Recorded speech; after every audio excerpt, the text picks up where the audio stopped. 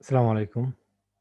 بهذا الفيديو رح نحل سؤال دالة مثلثية نموذج 482 4 وحدات رياضيات اللي كان بصيف موعد ب 2019.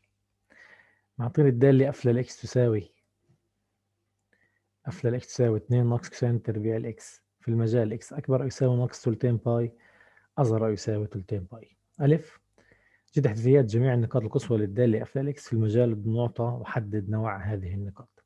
طبعا اللي بده نقاط قصوى بروح على مشتقة الاتنين صفر، باجي لمشتقة ناقص كوساين تربيع، خلي الناقص على جنب، هي مشتقة كوساين تربيع بتنزل القوة بصير 2، الكوساين بصير قوته 1، بضرب بالآخر مشتقة الداخلية للكوساين اللي هي ناقص ساين الإكس، كله يساوي صفر.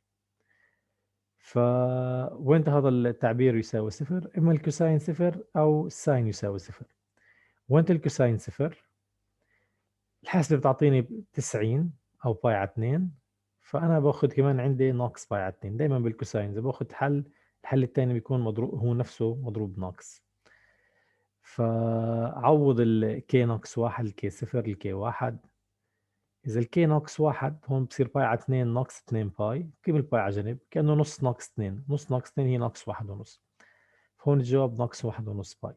هون ناقص باي على 2 ناقص 2 باي، كم الباي على جنب؟ كأنه ناقص نص زائد، كان ناقص نص ناقص 2 يعني ناقص 2 ونص باي. نعوض الكي صفر، هون بصير باي على 2، هون ناقص باي على 2، عوض الكي 1، هون باي على 2 زائد 2 باي هي 2 ونص باي، وهون ناقص باي على 2 زائد 2 باي، كم الباي على جنب؟ كأنه ناقص نص زائد 2 يعني 1 ونص باي. هي الحلول جماعة. مين جوا المجال بين التلتين والناقص تلتين؟ بس الباي على 2 والناقص باي على 2. هاي بالنسبة للكوساين الاكس يساوي صفر. نيجي للساين يساوي صفر. الساين خلص، وانت الساين صفر بتحط اللي جوا يساوي باي كي يا جماعة. فالكي ناقص 1 بيطلع الكي الاكس يساوي ناقص باي، الكي صفر بيطلع الاكس صفر، الكي 1 بيطلع الاكس يساوي باي. فمين جوية المجال؟ بس الصفر، ناقص باي والباي برية المجال. نعمل جدول للنقاط القصوى. هاي ناقص المجال ناقص تلتين باي لحد تلتين باي، بالنص ناقص باي على 2 صفر باي على 2. ناخذ نقاط بينهن، إيه، او باخذ نقاط بينهن طبعا، او بستخدم مشتقة تاني. انتبه انه افتق للاكس اللي هي 2 ساين اكس كوساين اكس هي نفسها ساين 2 اكس، في قانون كل ساين 2 اكس نفسها 2 ساين اكس كوساين الاكس. فبكتبها ساين 2 اكس اسهل لي، اشتق ساين 2 اكس. شو مشتقة ساين 2 اكس؟ مشتقة ساين 2 اكس جماعة هي افتق للاكس هو 2 كوساين 2 اكس. فافتقايم للاكس بتصير 2 كوساين 2 اكس، عوض ناقص باي على 2 بصير 2 كوساين 2 في ناقص باي على 2 بيطلع سالب، عوض الصفر 2 كوساين الصفر بيطلع موجب، عوض الباي على 2 بيطلع برضه سالب. فلما المشتقة الثانية سالبة النقطة ماكسيموم، المشتقة الثانية موجبة النقطة مينيموم. فعشان هيك جماعة هاي ماكسيموم هاي مينيموم هاي ماكسيموم. لما هاي ماكسيموم الدالة تكون طالعة بعدين نازلة، لما هاي مينيموم الدالة طالعة بعدين الدالة نازلة بعدين طالعة، لما هاي ماكسيموم تطلع بعدين بتنزل. طلع على الأطراف ناقص تلتين باي الدالة طلعت بعده، معناته هو أصغر من اللي حواليه، معناته هو مينيموم. التلتين باي هون الدالة نزلت لعنده، ما الدالة تنزل لعنده معناته هو أصغر من اللي قبله، معناته هو برضه مينيموم. هي النقاط القصوى. ضل لك إحداثيات الواي.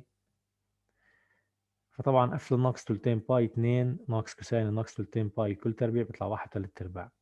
قفل ناقص باي على 2 2 ناقص كوساين تربيع ناقص باي على 2 بيطلع 2. قفل الصفر 2 ناقص كوساين الصفر تربيع بيطلع 1. وقفل باي على 2 2 ناقص كوساين تربيع الباي على 2 بيطلع 2. وقفل تلتين باي بيطلع 1 تلت ارباع زي قفل ناقص تلتين باي. هي النقاط بالآخر جماعة بكتبها. ناقص تلتين باي 1 تلت ارباع مينيموم، ناقص باي على 2 2 ماكسيموم، صفر 1 مينيموم، باي على 2 2 ماكسيموم، تلتين باي 1 تلت ارباع مينيموم. طيب، هاي بالنسبة لبند ألف. بكل باء، هل في تقاطع؟ هل توجد الرسم بين الدالة اف اكس نقطة تقاطع مع المحور اكس؟ بحط اف للاكس تساوي صفر، يعني 2 ناقص كوساين تربيع 2 ناقص كوساين تربيع يساوي صفر، كوساين اكس تربيع يساوي 2. اما الكوساين جذر 2 او ناقص جذر 2، بالحالتين فيش حل، لأنه الكوساين جماعة محصور بين الواحد والناقص واحد. جيم، هل الدالة زوجية أم فردية أم ليست زوجية وليست فردية؟ إذا زوجية بده يكون أف للناقص إكس نفسه أف للإكس، فأف للناقص إكس هي 2 ناقص كوساين تربيع، جوا بحط ناقص إكس. في قانون بالكوساين جماعة، كوساين الناقص إكس نفسه كوساين الإكس، يعني هاي كوساين تربيع الناقص إكس نفسها كوساين تربيع. فبصير الدالة الأف للناقص إكس بصير بالآخر هي نفسها أف للإكس، من هون بقول الدالة أف للإكس هي زوجية.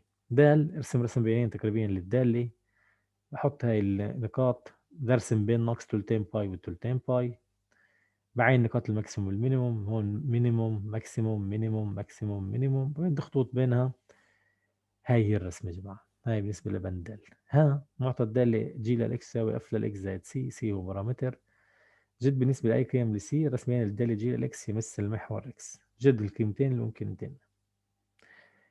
هاي الرسمة يا جماعة، طبعا جي للإكس هي عبارة عن إزاحة عمودية لأف للإكس، إما بزيح الأف للإكس لفوق أو لتحت. هون عشان تمس محور إكس بدي أزيحها لتحت، فبقدر أزيحها للمينيموم يمس محور إكس، أو بقدر أزيحها للماكسيموم يمس محور إكس. وانت المينيموم بيمس محور اكس، المينيموم الواي واحد. كيف يصير يمس محور اكس؟ بنزل لتحت واحد، يعني السي بيكون ناقص واحد.